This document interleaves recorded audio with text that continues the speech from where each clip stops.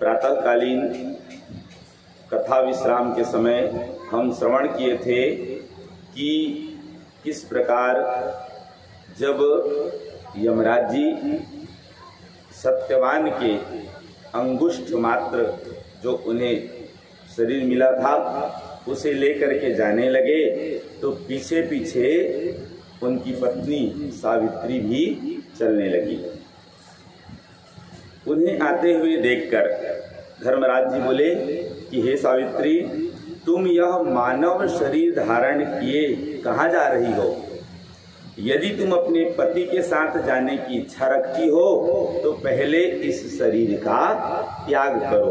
मतलब इस मानव शरीर को लेकर, इस पंच तत्व रचित शरीर को लेकर तुम वहां नहीं जा सकती। हे साध्वी, भारतवर्ष में आए हुए तुम्हारे पति की आयु अब पूर्ण हो चुकी है। अपने कर्म फल भोगने के लिए अब यह सत्यवान मेरे लोक में जा रहा है। मतलब सावित्री के पति को यमराज जी ले जाने लगे। अब यहाँ पे जो है कर्मणेन्द्रो भवे जीवो ब्रह्मपुत्र स्वकर्मणा हरेर्दासो जन्मादि रहितो भवेत्।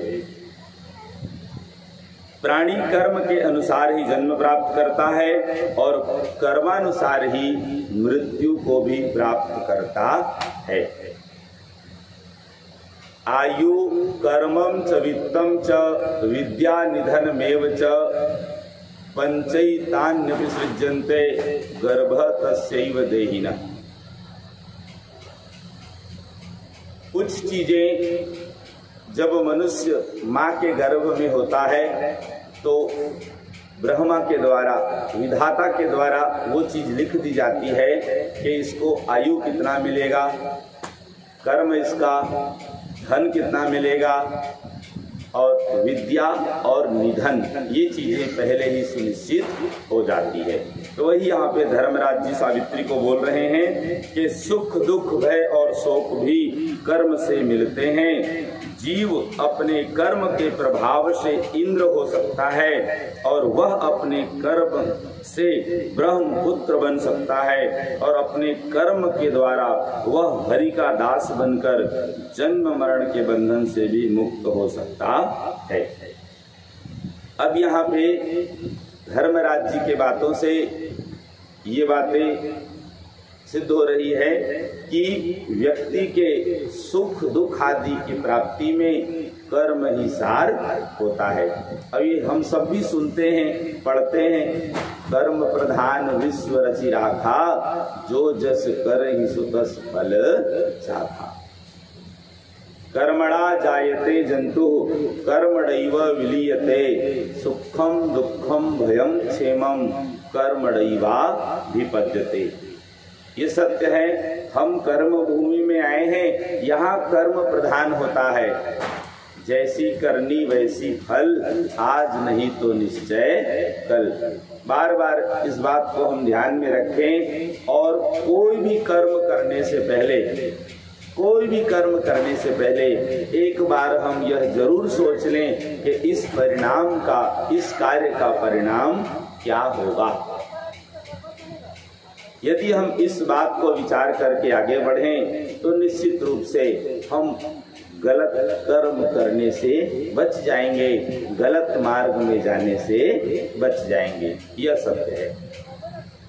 अब यहाँ पे सावित्री यमराज संवाद, बहुत सुंदर प्रसंग है, ध्यान से सुनेंगे। ये पूर्णता कहें तो ज्ञान कांड है और अनुकरणीय विषय है।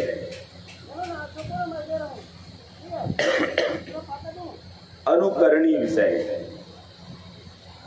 ठीक है। तो यहाँ पे भगवान नारायण नारद जी को बतला रहे हैं कि यमस्य वचनं श्रुत्वा सावित्री च पतिव्रता तुष्टाव परया भक्त्या तमुवाच मनस्विनी। यमराज की बात सुनकर पतिव्रता तथा दृढ़ निश्चय वाली सावित्री ने परम भक्ति के साथ उनकी स्तुति की और उनसे कहने लगी। सत्यवान की पत्नी सावित्री यमराज से क्या निवेदन कर रही है, यह हम श्रवण करते हैं। सावित्री बोली, जैसे अभी यमराज जी उन्हें संकेत कर रहे थे ना कि कर्म के कारण व्यक्ति जैसा चाहे वैसा बन सकता है, तो वही अब जो है सावित्री यमराज जी से निवेदन कर रही है। कर्म क्या है, वह किससे होता है, उसका हेतु कौन है, देही कौन है, देह कौन है, और इस लोक में प्राणियों से कौन कर्म कराता है, ज्ञान क्या है, बुद्धि क्या है, और शरीरधारियों का प्राण क्या है, इंद्रियां क्या है, तथा उनके कौन कौन से लक्षण हैं, और कौन देवता हैं, भोग करने वाला कौन है, भोग कराने वाला कौन है, भोग क्या है, निष्कृति क्या है, जीव कौन है, तथा परमात्मा कौन है, यह सब आप मुझे कृपा करके बताइए। बहुत सुंदर प्रसंग है। देखिए, कहीं न कहीं यह सब प्रश्न हमारा ही है। कथा के रूप में हम सुन रहे हैं, सावित्री यमराज जी से कर रही हैं, लेकिन यदि इसे हम अपनी दृष्टि से सोचें तो यह सब प्रश्न हमारा होना चाहिए, ये सब हमें जानना चाहिए, जिससे हम आगे कोई भी कर्म करें तो हमें यह ध्यान रहे कि हम क्या कर रहे हैं। देखिए, जानकारी के अभाव में हम गलत मार्ग में चले जाते हैं, और यदि जानकारी हो तो निश्चित रूप से हम उस मार्ग में, अरे हमें कहीं यात्रा करनी होती है, कहीं जाना होता है, अब जाने के लिए रास्ते अलग अलग होते हैं, लेकिन ऐसे रास्ते जिसमें कठिनाई ज्यादा हो, जिसमें समस्या ज्यादा हो, हम अनजाने में भले ही चले जाएं, लेकिन जानबूझ करके उसमें जाना, जिस राह में जाना सही ना हो, यदि हमें पहले से जानकारी हो कि यह राह सही नहीं है, तो निश्चित रूप से हम उसमें नहीं जाएंगे। तो बस यही बात हमें समझनी है। सावित्री के निवेदन करने पर धर्मराज जी फिर क्या कहते हैं, ध्यान से सुनेंगे। जहां तक संभव होगा, पूर्ण विस्तार तो नहीं हो सकता, लेकिन जहां तक संभव होगा मैं प्रयास करता हूं। वेद प्रणहितो धर्म कर्म यन् मंगलम परम अवैदिकम तु यत् कर्म तदेवा शुभमेव च। क्रमशः वैसे ही उत्तर देंगे, मतलब जैसे सावित्री पूछ रही है। ठीक है, धर्म बोले, सबसे पहले उनका प्रश्न था कर्म क्या है, मतलब हमें क्या करना चाहिए, क्या हमारे लिए उचित है। तो यहाँ पे उत्तर है कि वेद में जो भी प्रतिपादित है वही हमारे लिए आचरणीय है, वही हमारे लिए धर्म है, और वही कर्म हमारे लिए मंगलकारी है। मतलब यदि हम अपना कल्याण चाहते हैं तो हमें उसी का अनुसरण करना चाहिए, अन्यथा नहीं। इसके विपरीत जो भी कर्म है वह अवैदिक होता है, वह निश्चित रूप से हमारे लिए हानिकारक, अमंगलकारी होता है। देखिए, अब रोज भागवत जी में हम ये बात सुन रहे हैं, ध्यान से सुनेंगे। बहुत ज्यादा समझ में नहीं आया कोई बात नहीं, बहुत ज्यादा हम श्रवण नहीं कर पाए कोई बात नहीं, लेकिन यह बात तो रोज सुन रहे हैं कि हमें वही कर्म करना चाहिए जो हमारे लिए शास्त्रों में उचित कहा गया है, और जिस कार्य के लिए मना किया गया है वह कदापि नहीं करना चाहिए। आप 9 दिन में और कुछ समझे कि न समझे, सुने कि न सुने, केवल इसी बात को यदि आप पकड़ लें कि हम आज के बाद वही कर्म करेंगे जिसे शास्त्रों में हमारे लिए उचित कहा गया है। अब इसके लिए रास्ता क्या है, अब आप कैसे जानेंगे कि आपको क्या करना चाहिए क्या नहीं। तो सबसे सरल नियम है, उनको बोले आराम से करना है, सावधानी से। तो एक नियम बना लीजिए, जैसे सबकी अपनी अपनी व्यस्तता बनी हुई है, ठीक है, सब कार्य में लगे हुए हैं, घर गृहस्थी में लगे हुए हैं, लेकिन यह ध्यान रखना है कि कम से कम आधा घंटा, ज्यादा नहीं, सद्ग्रंथों का अध्ययन करें। सबसे सरल उपाय बता रहा हूं। देखिए, यदि लोग आपको बता रहे हैं तो हो सकता है वो बनी बनाई बातें करें, हो सकता है वो वही बातें बतलाएं जो उनके लाभ का हो सकता है वे वही बात करें जिससे सामान्य जो है जन प्रसन्न हो, सत्य न बतलाए आपको। लेकिन आप खुद पढ़ेंगे तो इस बात की आपको तो जानकारी रहेगी ना कि हाँ हमें क्या करना है, क्या। अब इसमें बस एक उपाय करना है। क्या उपाय करना है? यदि कोई बात आपको समझ में ना आए, क्योंकि शास्त्र में लिखी हुई बहुत सी बातें हमें समझ में, पूरी बातें जैसे कहते हैं ना, भावार्थ अलग होता है, सरलार्थ अलग होता है और उसकी व्याख्या अलग होती है। बहुत सी बातें हैं जो गंभीर होती है और हमें समझ में नहीं आता, तो इसलिए क्या करना है, तो ऐसे ही समय में हमें गुरु का आश्रय लेना चाहिए, किसी योग्य संत का आश्रय लेना चाहिए, जिससे हमें यह ज्ञात हो कि हमारे लिए क्या आचरणीय है।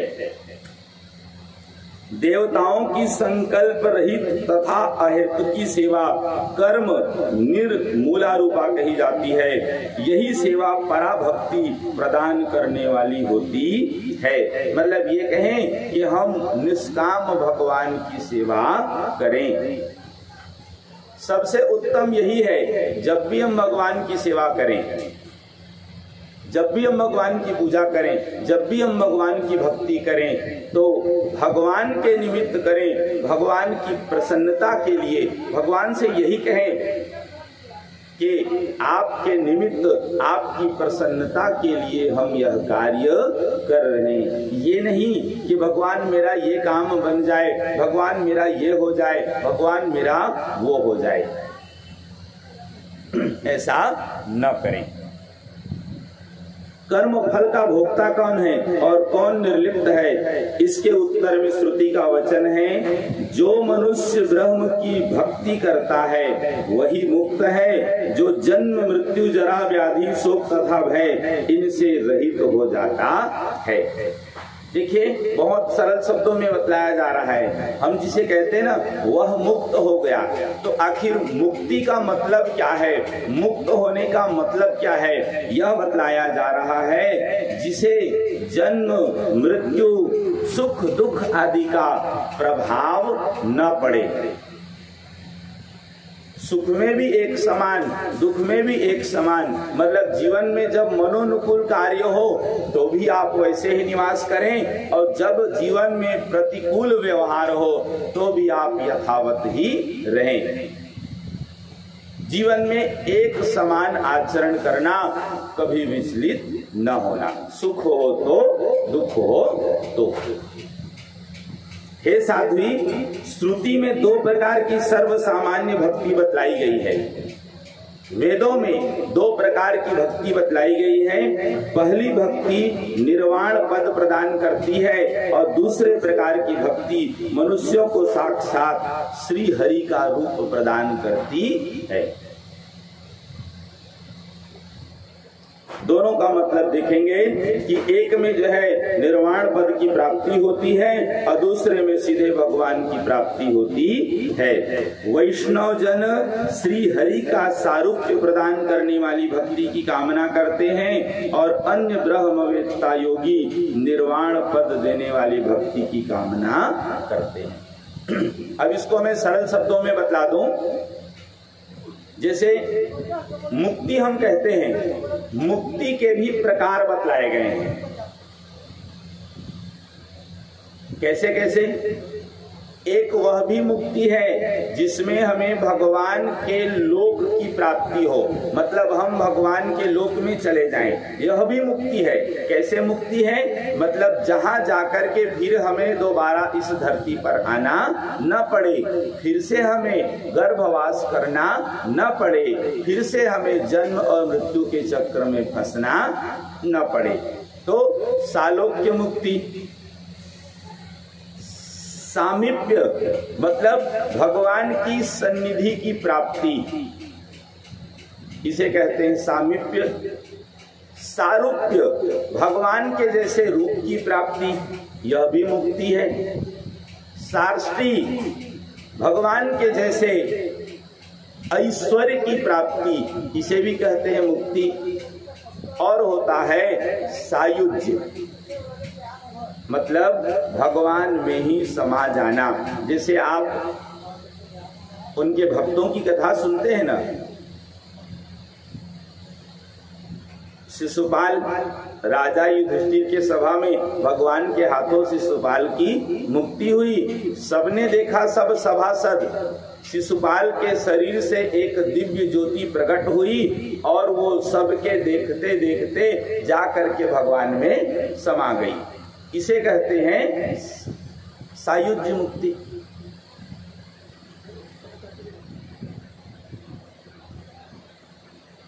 तो इन बातों को हम समझें। कर्म का जो बीज रूप है वह उसका सदा फल प्रदान करने वाला है। कर्म परमात्मा भगवान श्री हरि तथा परा प्रकृति ही रूप हैं। वे परमात्मा ही कर्म के कारण रूप हैं। यह शरीर तो सदा से नश्वर है। सत्य यही है कि इस सृष्टि में जो भी हो रहा है उसके कर्ता कारण सब वे परमात्मा ही हैं। मतलब करने वाले भी और उस कार्य के जो हेतु हैं मतलब कारण है वे भी। हम सब तो निमित्त मात्र हैं। सत्य यही है कि प्रकृते क्रियमाणानि गुणैः कर्माणि सर्वशः अहंकार विमूढ़ात्मा कर्ता हमिति मन्यते। ये सत्य है। प्रकृति के अनुसार ये सारा कार्य संचालित हो रहा है और अहंकारवश जीवात्मा अपने आप को कर्ता मान लेता है और परिणामवश उसे दुख का भागी होना।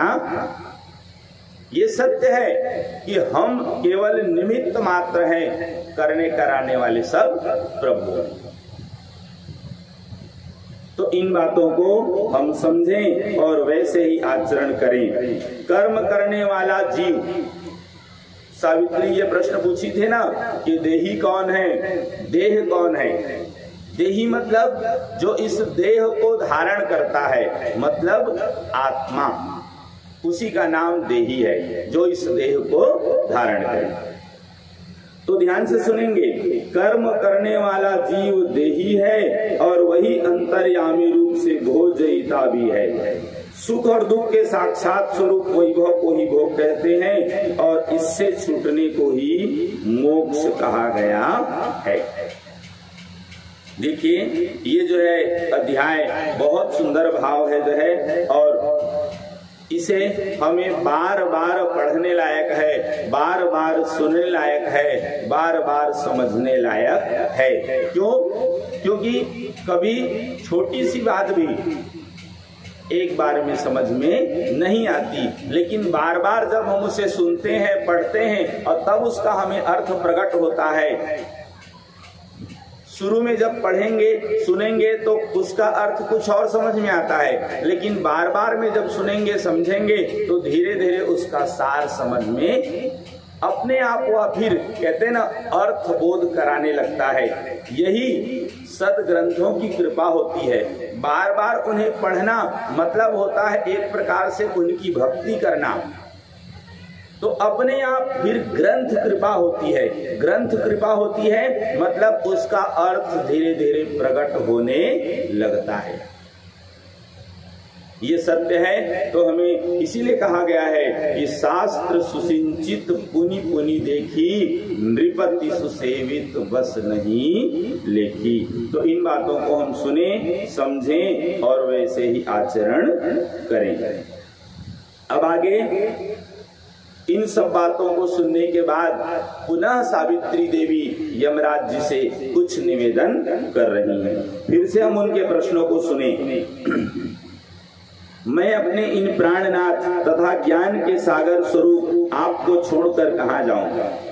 देखिए कितनी जो है समझदारी पूर्ण बात कर रही है देवी सावित्री।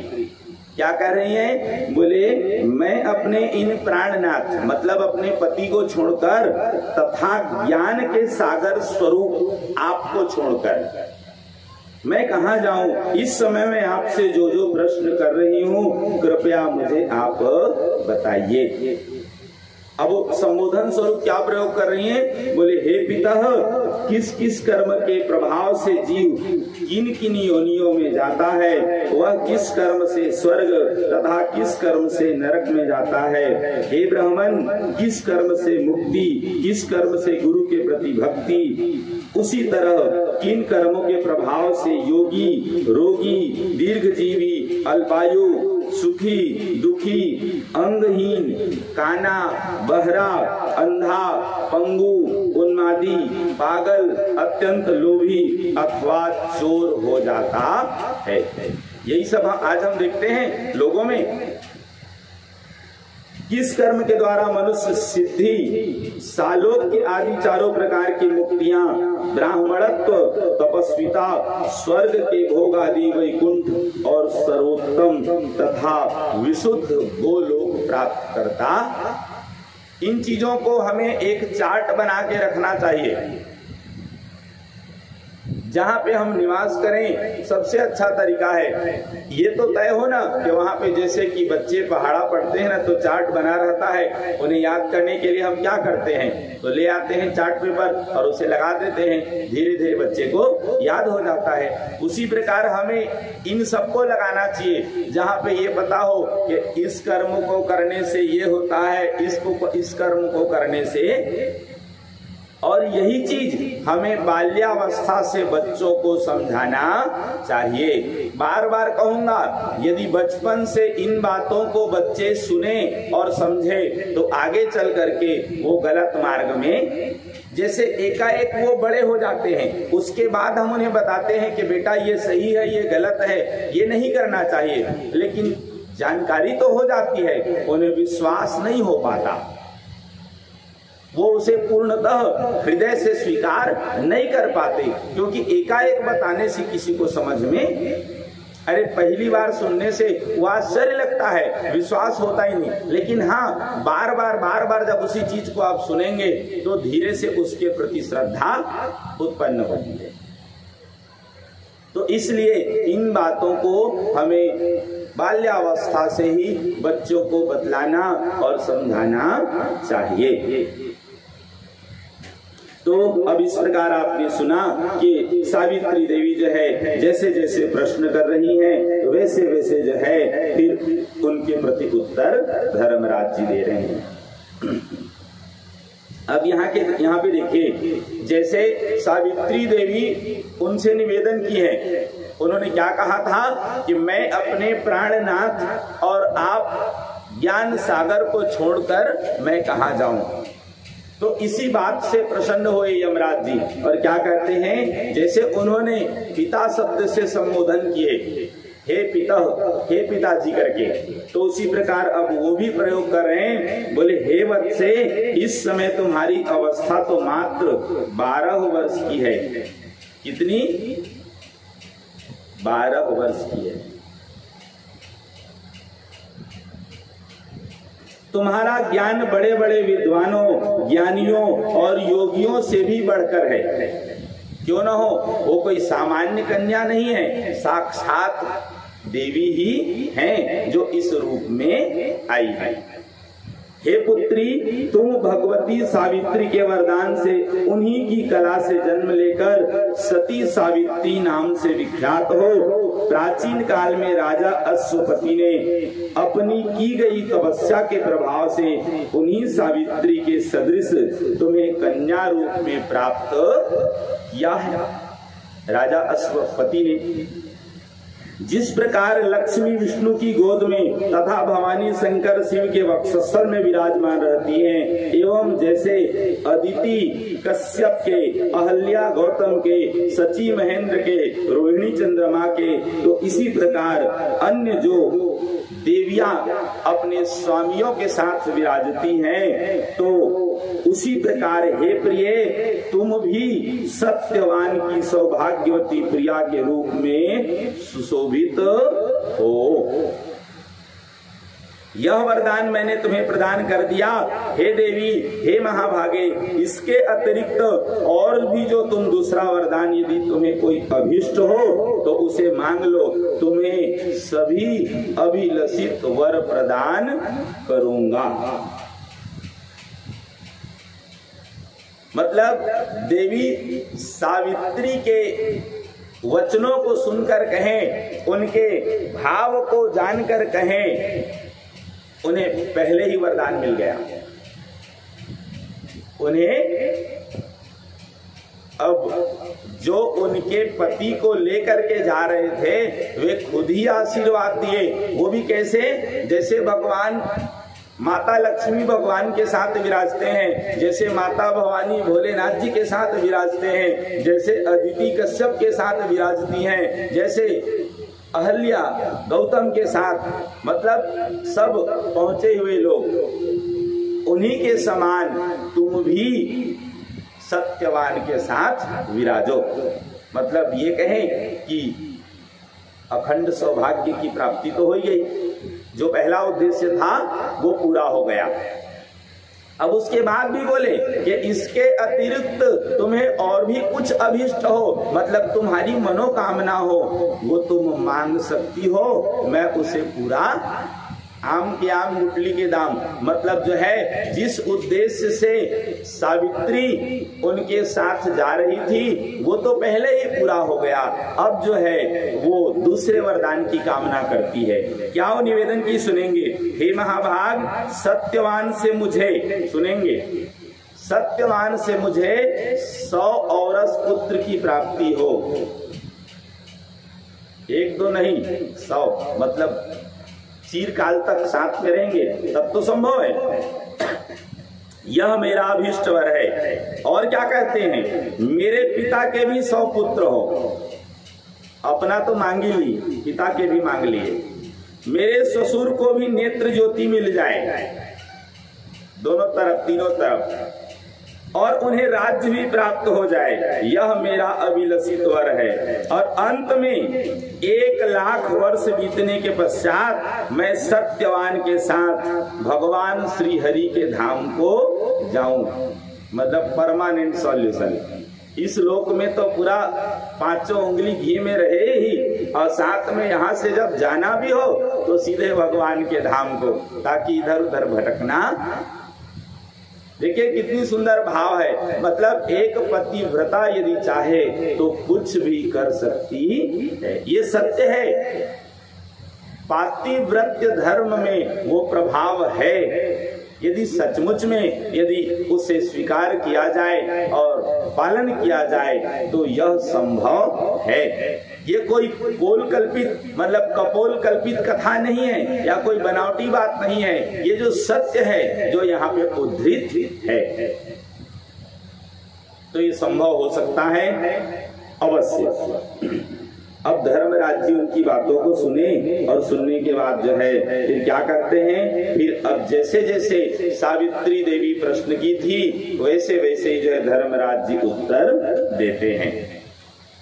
उन्होंने पूछा था ना कि जैसे कि कर्म के अनुसार कि किन कर्मों से कौन कौन सा कष्ट मिलता है, किन किन नरकों में जाना पड़ता है, आगे कौन कौन सी योनि की प्राप्ति होती है, किन कर्मों से, जैसे हम अंधा, बहरा, लूला, लंगड़ा कहते हैं ना, ये सब किन कर्मों से होता है, ये सब जो है उनका प्रश्न है।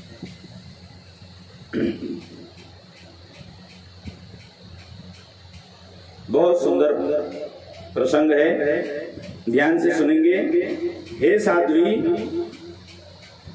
सत्कर्मों के फल स्वरूप सबसे पहले तो व्यक्ति मनुष्य योनि को प्राप्त करता है, सत्कर्मों के फल स्वरूप। और उसमें भी जो भगवान के भक्त होते हैं, वर्णों में भी जो श्रेष्ठ बतलाया जाता है, तो उसके अनुसार वह जन्म प्राप्त करके और अपने कर्मों में लगा रहता है।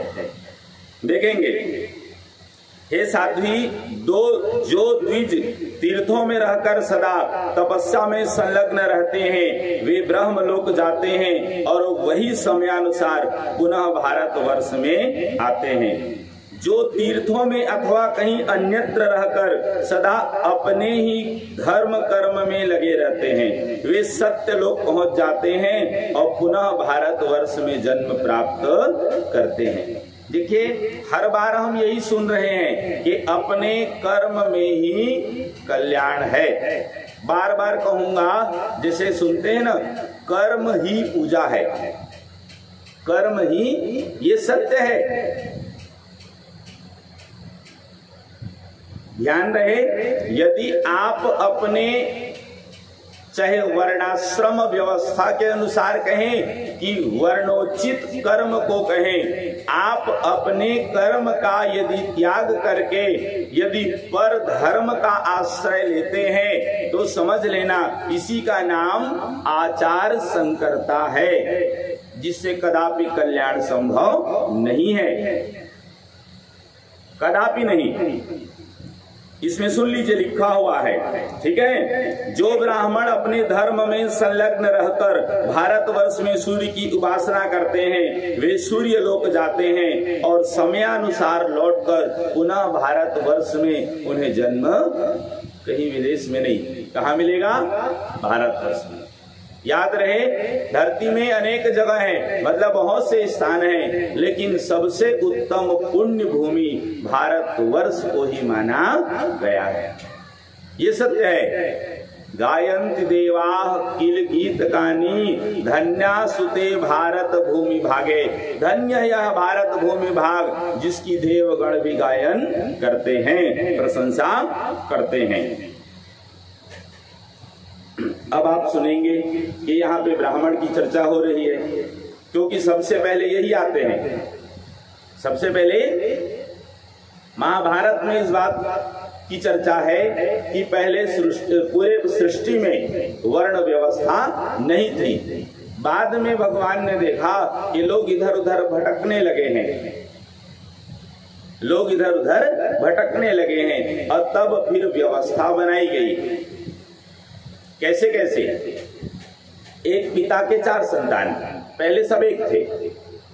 जिनको सात्विक कर्म अच्छा लगा वे ब्राह्मण हुए, जिनको वीरता का कर्म अच्छा लगा वे क्षत्रिय हुए, जिन्हें व्यापार कर्म अच्छा लगा वे वैश्य हुए, और जिन्हें सेवा का कर्म अच्छा लगा वे दास हुए। ये एक व्यवस्था हुई।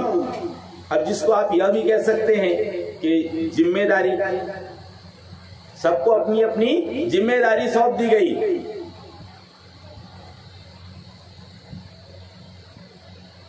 फिर से लिखा हुआ है, ध्यान से सुनेंगे। जो विप्र सदा अपने धर्म से विमुख, जो विप्र सदा अपने धर्म से विमुख, आचारहीन, कामलोलुप तथा देवाराधन से रहित हैं, वे अवश्य ही नरक में पड़ते हैं। कोई भी हो, शास्त्रों में किसी के लिए छूट ऐसा नहीं है कि वो ब्राह्मण कुल में जन्म लिया है तो कुछ भी करे। सबसे पहले नाम इन्हीं का आता है, ध्यान रहे। मतलब यदि ये, जैसे कि कहा गया है, वर्णा नाम ब्राह्मणों गुरु, यदि चेला कभी गलत कर दे तो एक बार वह क्षम्य है, लेकिन गुरु गलती करे तो क्षम्य नहीं है। ज्यादा जिम्मेदारी किसकी होती है? जो जानकार होता है। एक बार नादान कोई गलती कर जाए तो वो क्षम्य है, लेकिन जानकार व्यक्ति गलती करे तो क्षम्य नहीं है। चारों वर्णों के लोग अपने अपने धर्म में संलग्न रहकर ही शुभ कर्म फल भोगने के अधिकारी होते हैं। बहुत ध्यान से सुनेंगे, रोज कहता हूँ, बार बार कहता हूँ और आगे भी कहूंगा।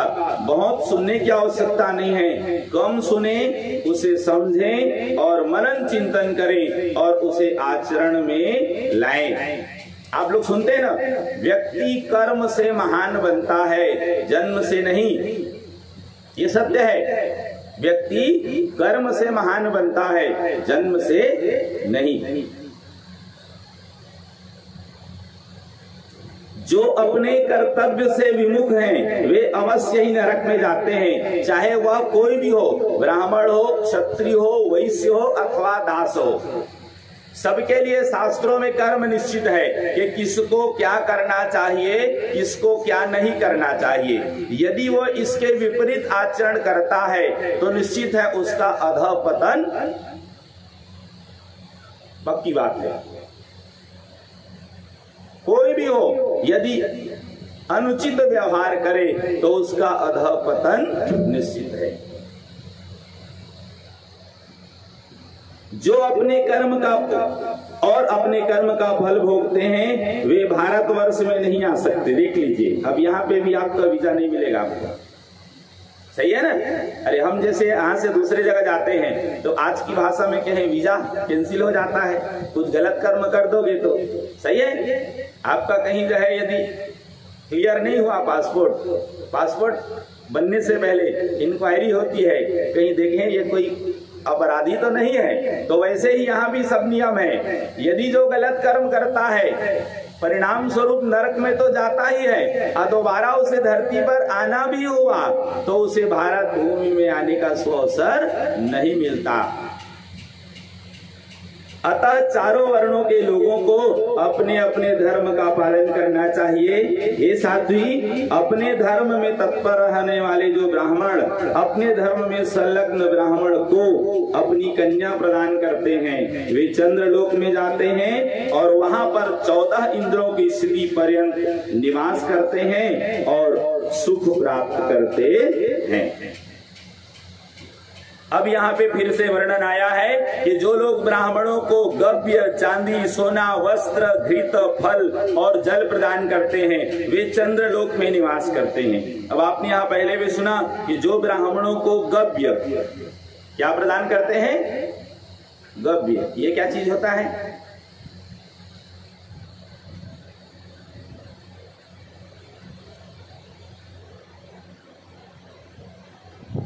बोलिए।